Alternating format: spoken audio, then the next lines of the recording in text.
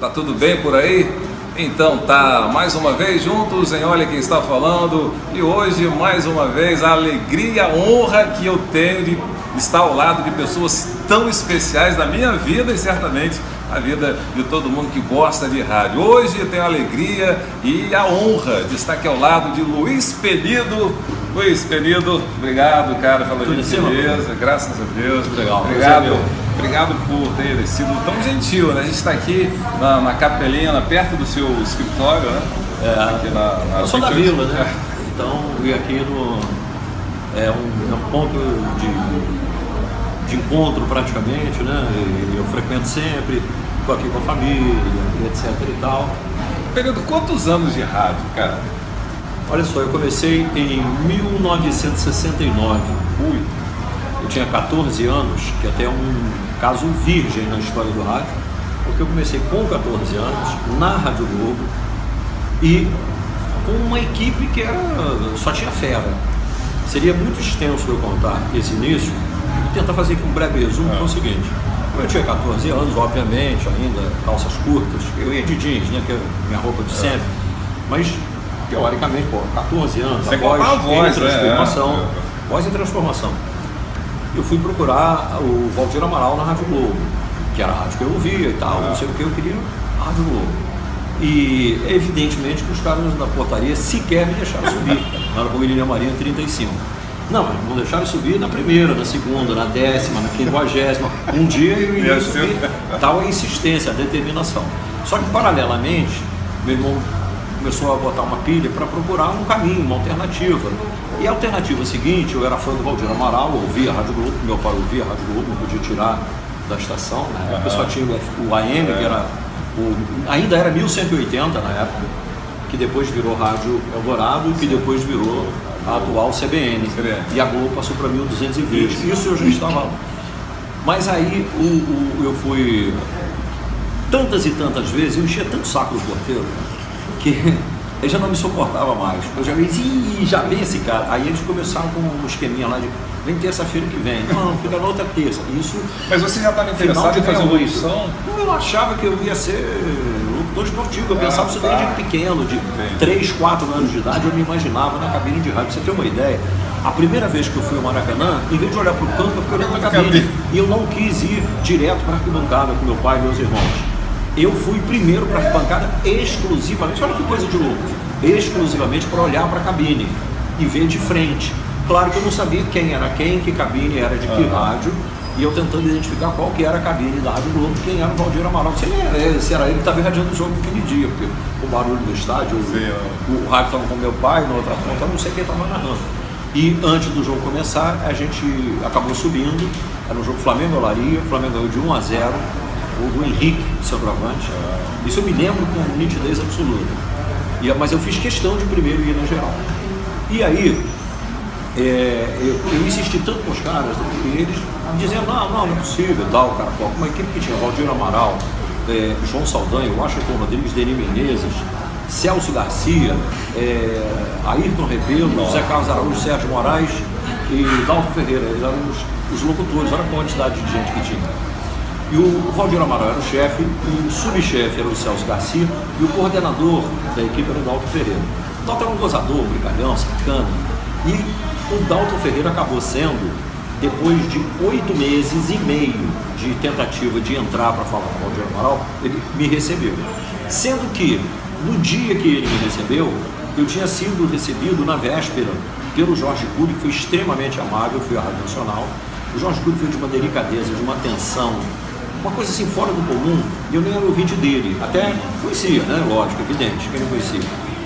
E ele, vou marcar um teste com você e tal. Aí eu cheguei na Rádio Globo e falei, vou marcar um teste na Rádio Nacional com o Jorge Cury.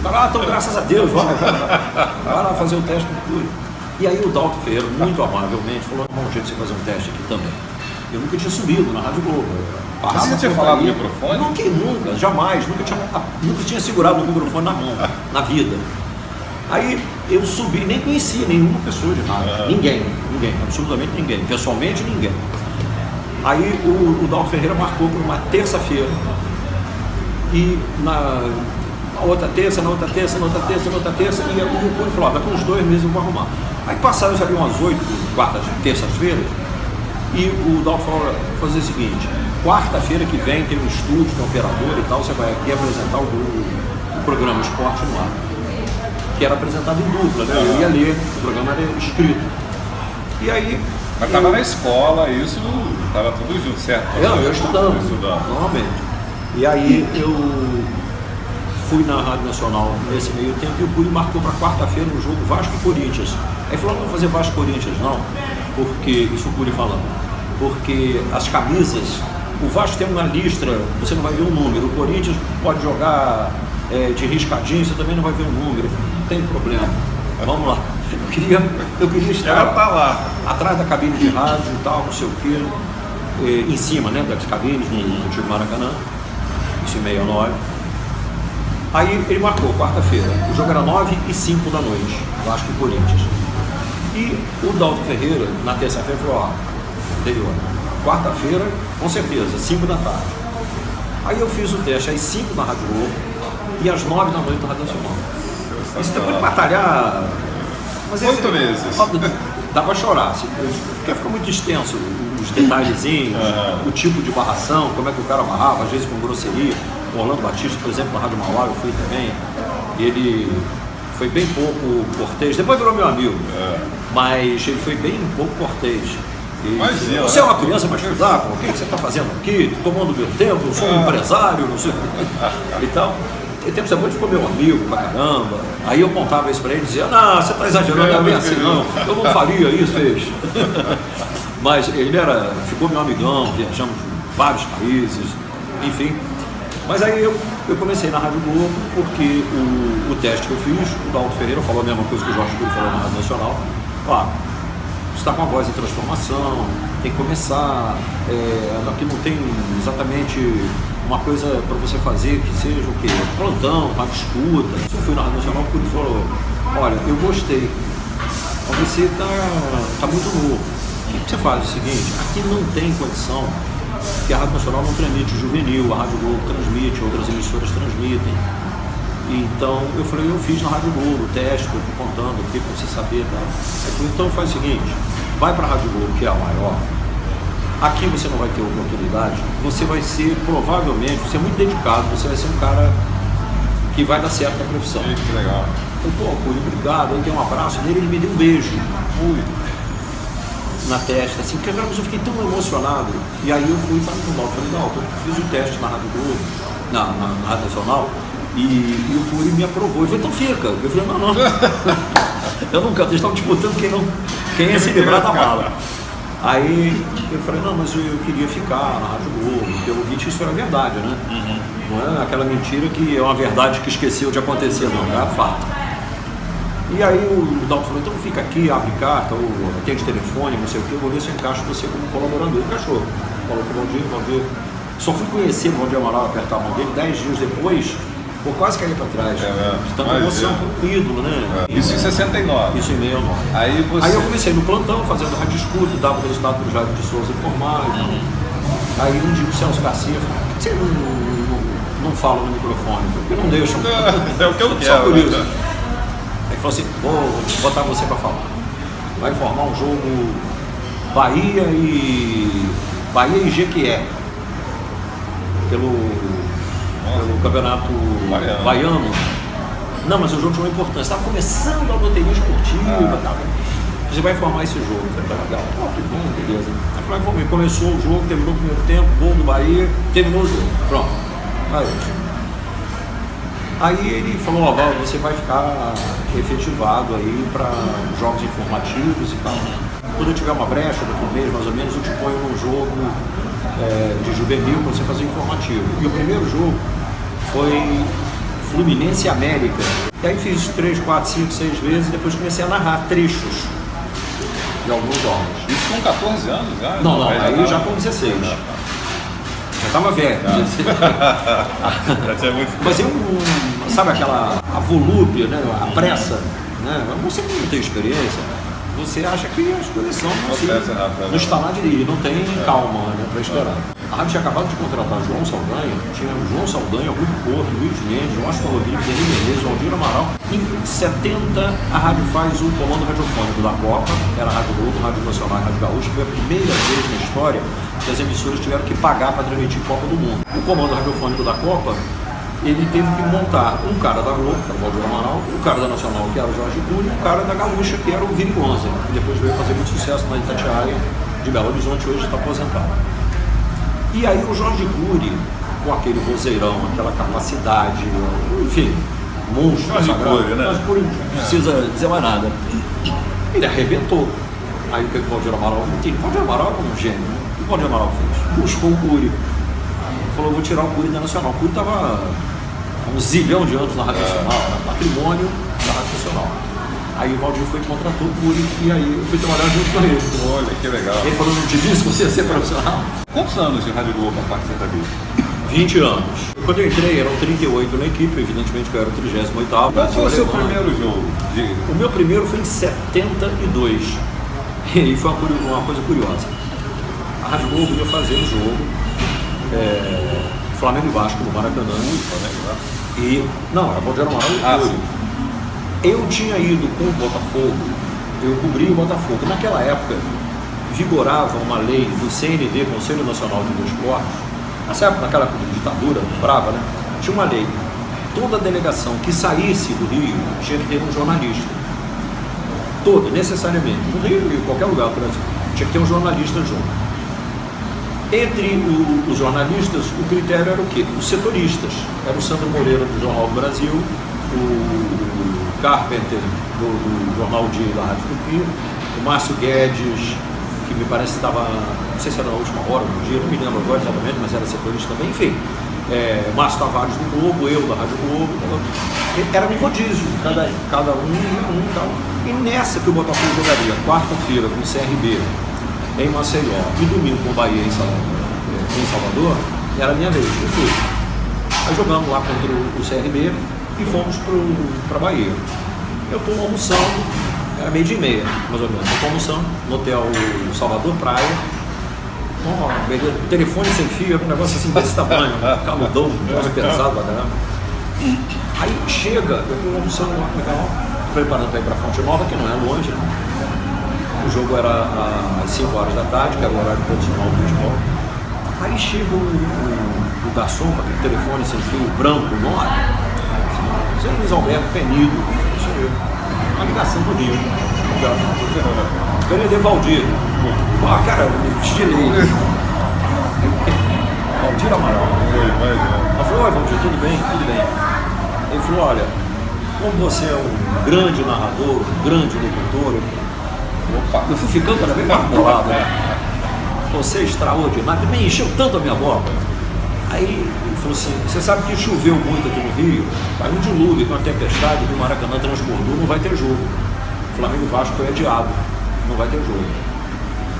Nossa sorte, você está com o Botafogo, você que é um ótimo locutor, já radiou trechos, hoje você vai poder fazer o jogo completo, vai dar um show, não sei o quê, encheu minha bola, me passou uma confiança fora do comum. Cara, e como é que eu levantava da cadeira? Eu tremia. Falei, pô, que responsa. E era sozinho, né? Sozinho. Era eu e Deus, né? Graças a Deus eu sempre andei com ele. Deus sempre está comigo.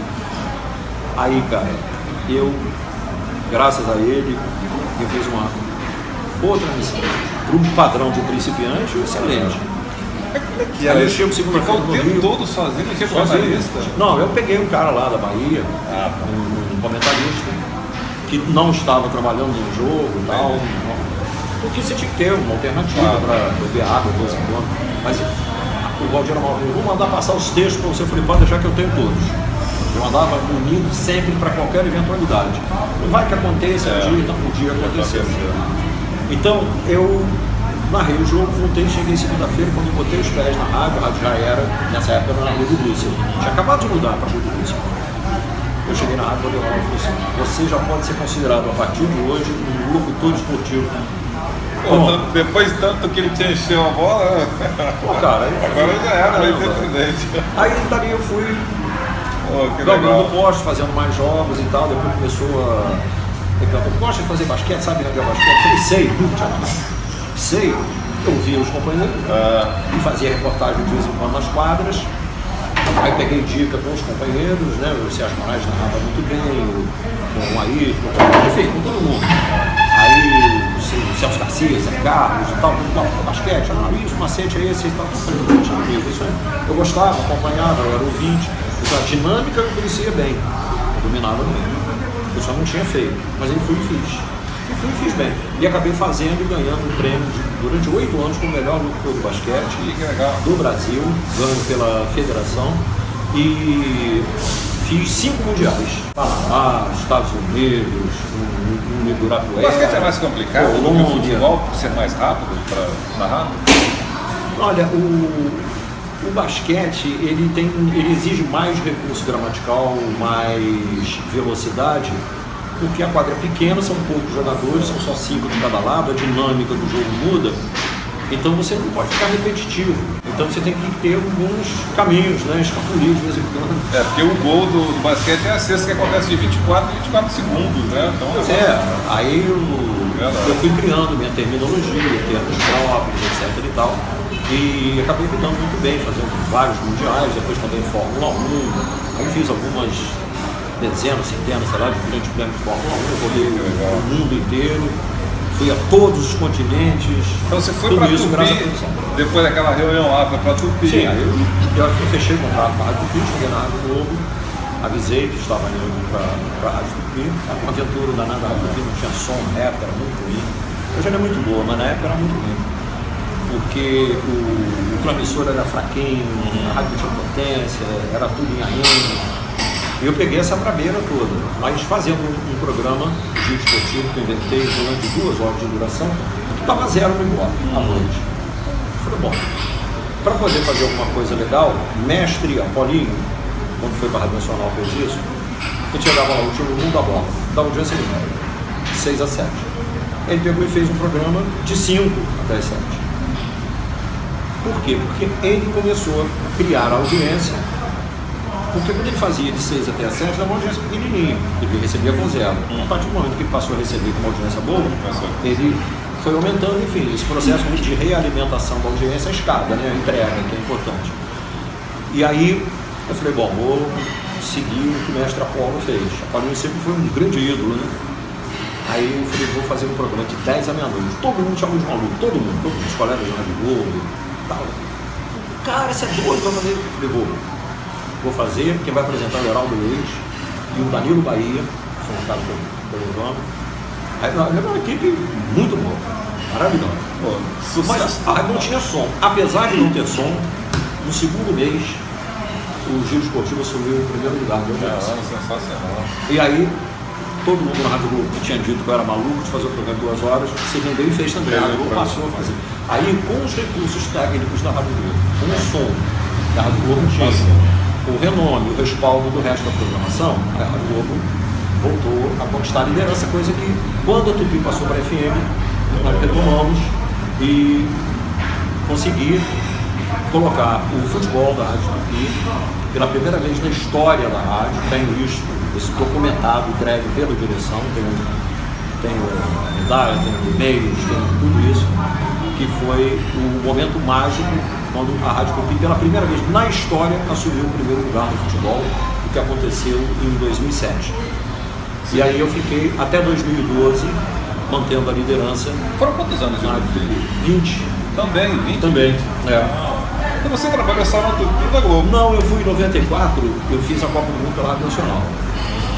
Eu contratei o Chico Anísio, o Zé Roberto Reit, lancei o Zé Roberto Reit, peguei o Fernando Calazans, peguei algumas pessoas que estavam lá, como o Wellington Campos, Mário Silva, alguns que eram fera, né, top. Fui eu, foi o Heraldo, Foi só para a Copa do Mundo? Não, era para fazer um projeto de 3 anos. Eu trabalhei na Tupi de novembro de 88 a novembro de 93, aí fiquei na Rádio Nacional. Em 95 completei, não dava para seguir na Rádio Nacional, porque estava uma brabeira política, muita interferência. Aí eu fui para a Rádio Tropical completar esse período para poder fechar, que tinha os anunciantes, os cotistas que estavam lá. E aí voltei para a Rádio Tupi no dia em dezembro, né? Mas a partir de 1º de janeiro de 97 e fiquei até o final de abril de 2012. E aí, 1º de maio, eu voltei para a Rádio Globo. Tá lá até hoje. Estou na Rádio Globo. Agora Globo e CBN. Sensacional. Que incorporou, né, a Globo e fundiu com a CBN. Cara, você tem uma história ligada diretamente à história do rádio esportivo. Primeiro que você começou com aquela galera toda fenomenal. Só fera. E depois você se tornou uma das feras até aqui. Isso é sensacional dentro do projeto, da história da rádio. Tem uma estradinha longa aí, já tem uma caminhada legal, tem 9 Copas do Mundo, muita Fórmula 1, muito basquete, muito vôlei, regata, grande regata. Teve algum jogo, Pedro, que foi assim, aquele jogo, você fala, pô, esse jogo até hoje você sente na pele, não sei se pelo time de coração, ou sei lá. Tem alguns. Mas teve um especificamente não. Tem um jogo especialíssimo, Brasil e Holanda, eu estava do gol do Branco? Marselha, na Espanha.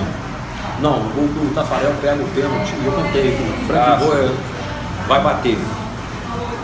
Eu já tinha visto futebol, né? Viciado em futebol. E eu sabia que o Frank de Boer, ele batia com a perna direita. Quando ele preparou a cobrança, aquela bola era a bola definitiva. Se o Tafarel pegasse, o Brasil estaria na final da Copa, contra a França. Aí, cara, quando ele preparou a cobrança, eu tinha começado a transmissão em 97 já com o computador na cabine. Foi o primeiro locutor a usar computador na cabine, na bancada de transmissão. Hoje eu trabalho com 3. Eu tenho que narrar o jogo, dar os textos e tal, e olhar as mídias sociais, postar no Twitter, ler mensagens do Twitter, da hashtag Futebol do Rádio, tem que acompanhar a coordenação, ler no outro, aí eu uso o iPhone e mais um iPad e um computador fixo. Para a gente poder ter toda essa agilidade. Coisa impensável, né? Antigamente não dava para pensar nisso. Até porque não existia. O De Boer vai bater com a perna esquerda, ele vai perder. Ele vai perder porque ele não sabe bater com a perna esquerda. Ele bateu 2 pênaltis de perna esquerda e perdeu os 2. Eu sabia disso porque eu tinha visto. Quando ele preparou, eu pressenti que ele ia perder. Ele preparou para bater de perna esquerda, ajeitou, vai perder. Tafarel vai buscar a bola, aí chutou, defendeu, Tafarel defendeu. Aí você sabe que essa defesa do Tafarel foi postada nessa época aí, a internet era incipiente, e foi a coisa que mais bombou. Ela tinha muito pouco acesso, era uma coisa minúscula, mas foi um negócio que o celular estava também, era uma coisa muito pequenininha. E o curioso, quando estourou na internet, foi algum tempo depois, não foi imediatamente, não foi no dia. Assim, 2 anos depois, as pessoas descobriram que a Rádio Nacional, na época eu tinha feito pela Nacional, mas em termos de Brasil, foi a maior audiência, porque eu pedi para botar o som, o áudio, no satélite da Agência Nacional, no satélite que transmite a Voz do Brasil. E a Rádio Nacional concordou. Então, as emissoras todas do Brasil inteiro, que não tinham equipe lá e que não eram afiliadas de nenhuma rede, recebiam o sinal livre, podia botar no ar e pronto. Então, mais de 2.000 rádios colocaram a transmissão do jogo. Então, foi realmente uma audiência assim, estúpida. No Rio, nem tanto, né? Mas no Rio, incomodava para brigar pelo segundo lugar. A Lagoa não dava, não é possível. Mas dava para fazer uma graça. Tanto que a Rádio Globo ficou meio obrigada. Então, trouxe carne de volta. Querido, a coisa que acontece aqui, no Olha Quem Está Falando, é aquele papo de radialista, né? Tem história. E uma coisa que a gente pergunta que acontece sempre é o microfone aberto. Cara, já aconteceu de você ter algum problema com o microfone aberto? Houve uma transmissão. Eu estava no Canadá fazendo o Grande Prêmio de Fórmula 1 e o Luiz de França, que recentemente nos deixou, o França estava como convidado da Rádio Globo, evidentemente, mas credenciado porque ele pediu, estava de férias, era astro, lá de Globo, fazia o comentar, e ele pediu para ser credenciado. E no Grande Prêmio, na hora do Grande Prêmio, deu a largada, não sei se o Carlos Reut, um piloto lá não largou, estava em segundo lugar. arrancou o Piquet, que estava no primeiro, que ele até ganhou a corrida, e o segundo não largou. O Ricardo Paletti, que vinha lá em 14º, 15º, ele foi ganhando velocidade, porque a Fórmula 1, você de 0 a 100 em 2 segundos. 2, qualquer coisa. Então ele já estava bem mais de 100, 150, 190, 200, sei lá, quanto por hora. Os outros pilotos foram tirando do carro, então ele não viu que tinha um carro parado e não se tocou para isso. Quando o último carro passou, não deu tempo, ele bateu acelerando. Bateu na traseira do carro, estava parado, bateu e morreu. Morreu, quando ele bateu, explodiu o carro, uma confusão. E aí o Luiz de França pegou o microfone e pulou a cabine, era muito próximo. Hoje isso seria impossível acontecer isso. Ele pegou o microfone durante uma iniciativa fantástica e disse: eu estou aqui, até falando palavrão. Ele falou: eu estou aqui, o cara está todo fodido, acho que ele morreu. Só que saiu tudo no ar. Aí eu falei: pô, só tem um jeito, passar para ele. Aí passei para ele, cara, ele deu um show. Mas um baile. Ele entrevistou o médico, ele entrevistou o Piquet, que não falava com ninguém. Aí todo mundo tirou o capacete e tal. Porque na Fórmula 1, eles falam: não, ele está se recuperando, ele mentira. Amor. Mas na Fórmula 1 tem uma máxima: o piloto não morre na pista. O Senna morreu na pista. Todo mundo morre na pista, o cara faz uma encenação, bota uma lona, tapa daqui, dali, protege, põe no helicóptero, simula que está indo para o hospital ser atendido, e o cara já está morto, não morreu na pista. Eles nunca assumem que o cara morreu na pista, mas o cara estava morto. E o França deu a informação ali, só que ele falou um palavrãozão lá, isso, estava no cabelo no rádio, mas foi embora. Foi na época da ditadura, isso? Era ditadura, 82. Sim. 81, 82. Porque 82 é palavrão no ar, sempre tinha um problema. Né? Mas você sabe que eu presenciei alguns acontecimentos, assim, de microfone aberto mesmo, do cara falar coisas. Falecido Gilberto Lima, uma vez deixou escapulir, o microfone estava aberto. Esse FDP, não sei, esse fulano, filho de não sei das quantas aí, não sei o quê, blá. Mas era uma brincadeira. O Valdir Amaral sempre ensinou. O Valdir Amaral era o grande gênio, né? Ele que inventou tudo isso que tem. Ele falava um negócio que eu tinha razão, porém, o microfone pode virar uma arma. Tome muito cuidado. Verifique se o microfone está aberto. Se não está, você tem certeza absoluta, aí você testa. Fala uma coisa bonita. Dá o prefixo da rádio. Fala qualquer coisa e vê se vazou ou não. Então você tem que confiar, ter certeza absoluta. Porque um dia vai acabar acontecendo e tal, não sei o quê. Então ele não derrapava. Ele deve ter derrapado lá atrás, né? Na época da Rádio Continental, ainda começando, então na época da Rádio Globo, que eu saiba, ele não cometeu esse tipo de erro. Até porque ele recomendava muito isso. Danilo, última coisa aqui, desculpa estar tomando seu tempo. Não, você não está tomando tempo não, que isso, é um prazer. Falar de rádio é a melhor coisa que tem. Muito bom, né? Pessoas que foram importantes, cara, na sua... Você falou aqui já bastante de pessoas que tiveram importância vital. Toda a equipe da Rádio Globo, no meu início de carreira, foi fundamental. Num determinado momento, o Edson Berrota, hoje um irmão, não é nem um amigo, um irmão, foi fundamental. E alguns companheiros, Heraldo Leite, Paulo Júnior, o Apolinho, o Washington Rodrigues, um irmão querido, muita gente, né? É fundamental. E eu tenho 34 profissionais hoje atuando entre a Rádio Globo, a Rádio Tupi e emissoras de TV. Tem 34 profissionais formados comigo como estagiários, depois profissionais, depois contratados e depois lançados no mercado. 34 estão em atividade, entre Sport TV, Fox, ESPN, Rádio Tupi, Rádio Globo, enfim, os canais todos aí, pelas oportunidades que a gente deu, claro que com o apoio da direção da Rádio Tupi na época, o Freire Raimundo, o Ricardo Henrique, Marcos de Giacomo, o pessoal que era muito legal. Então, mas eu tinha uma sensibilidade legal de escolher certo, porque eu dei estágio para acho que 39 ou 40, 34 deram certo.